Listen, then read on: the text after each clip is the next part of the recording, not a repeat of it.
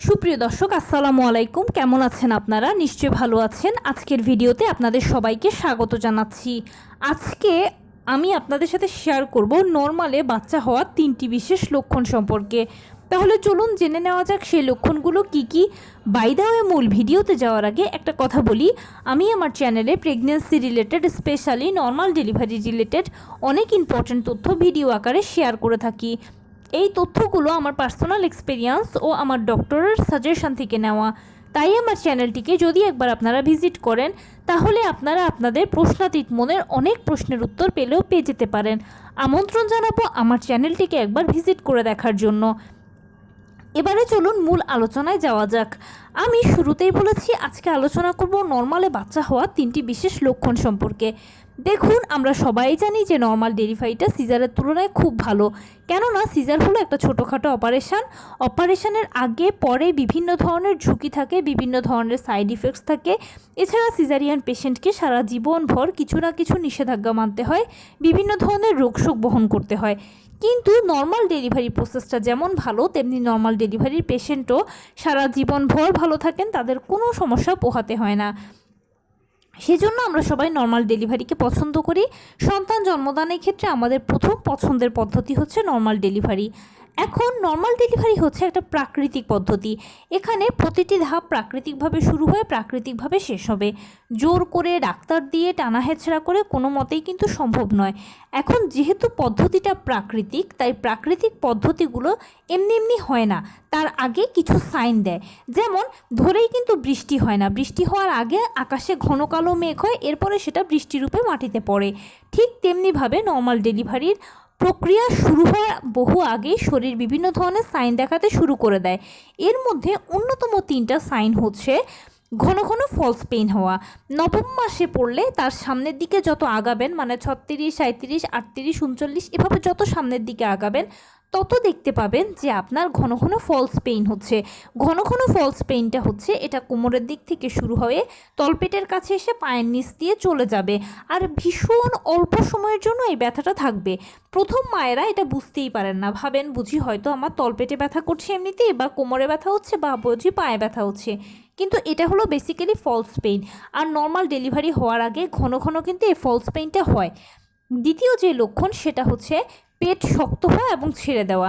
খেয়াল করবেন মাঝে মাঝে আপনার পেট শক্ত হচ্ছে, আবার অটোমেটিক ছেড়ে দিচ্ছে, এবং এটাও খুব অল্প সময়ের জন্য থাকছে। হয়তো আপনি অনেক সময় খেয়াল করছেন, অনেক সময় করছেনও না।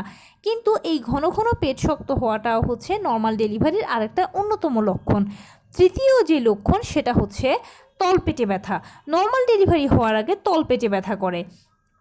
এছাড়া আরেকটা বিশেষ লক্ষণ হচ্ছে ঘন ঘন প্রস্রাব পাওয়া।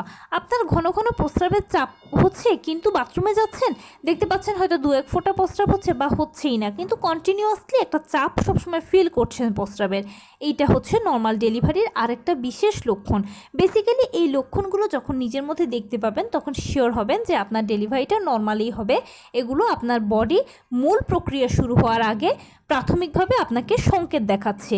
যদি এরকম দেখতে পান, তাহলে তো আলহামদুলিল্লাহ, নর্মাল ডেলিভারির জন্য অপেক্ষা করবেন, এবং নিয়মিত ডাক্তারের সাথে কিন্তু যোগাযোগ রাখতে হবে আপনাকে। কেননা ডেলিভারি প্রক্রিয়াটা ভীষণ সেন্সিটিভ একটা প্রক্রিয়া। আর এখানে সামান্য 19 থেকে 20 হলে হয়তো মায়ের জীবন ঝুঁকিতে পড়ে, বা বাচ্চার জীবন ঝুঁকিতে পড়ে, বা মা ও বাচ্চা উভয়ের জীবন ঝুঁকিতে পড়তে পারে। সেজন্য নিয়মিত যদি ডাক্তারের সাথে যোগাযোগ রাখেন, তখন সেক্ষেত্রে হবে কি, আপনি কন্টিনিউ ডাক্তারের অবজারভেশনে থাকলেন, মোটামুটি রিস্ক ফ্রি হিসেবে আপনাকে ধরে নেওয়া যেতে পারে। তবে এখানে আমি আরেকটা সতর্কতা আপনাদেরকে বলি, সেটা হচ্ছে আমি যে 3টি লক্ষণের কথা বলেছি, এই লক্ষণগুলো নর্মাল ডেলিভারির লক্ষণ, কমন লক্ষণ, ঠিক আছে, কিন্তু এই লক্ষণগুলো খুব অল্প হবে। মানে আপনার ঘন ঘন ফলস পেইন হচ্ছে, ঠিক আছে, কিন্তু খুব অল্প সময়ের জন্য ব্যথাটা থাকছে। আবার তলপেটে ব্যথা করছে, হ্যাঁ, মোটামুটি আপনি সহ্য করার মতোই ব্যথাটা হবে। অথবা পেট শক্ত হচ্ছে, সেটা দেখা যাচ্ছে যে 24 ঘন্টার মধ্যে 1বার কিংবা 2বার হচ্ছে। কিন্তু যদি দেখেন যে আপনার অসহ্য ব্যথা হচ্ছে, আপনি ব্যথায় টিকতেই পাচ্ছেন না, আর একেবারে 24 ঘন্টার মধ্যে 10 বার, 12 বার, 13 বার, 8-9 বার পর্যন্ত পেট শক্ত হচ্ছে, যদি এই ধরনের কোনো কিছু বেশি হয়, অতিরিক্ত হয়, তখন কিন্তু এটা নর্মাল ডেলিভারির সাইন নয়, এটা হচ্ছে অন্য কোনো একটা সমস্যার কারণে হতে পারে। নর্মাল ডেলিভারির যে সাইনগুলো, এগুলো খুব সুন্দর, মিষ্টি, টলারেট করার মতো। কিন্তু এর থেকে যদি বেড়ে যায়, মানে অতিরিক্ত হয়ে যায়, অসহ্য, আপনি সহ্যই করতে পারছেন না, তার মানে কোনো একটা সমস্যার কারণে এরকম হচ্ছে, তখন সেক্ষেত্রে চুপচাপ বসে না থেকে অতি দ্রুত ডাক্তারের সাথে যোগাযোগ করবেন। তাহলে পরবর্তীতে আপনার করণীয় কী হবে সেটা ডাক্তার আপনাকে ব্যবস্থা নেবে এবং আপনি ব্যবস্থা করলে বড় ধরনের ক্ষতির হাত থেকে রক্ষা পাবেন। তো এই ছিল আজকের ভিডিও। কেমন লাগলো বলুন?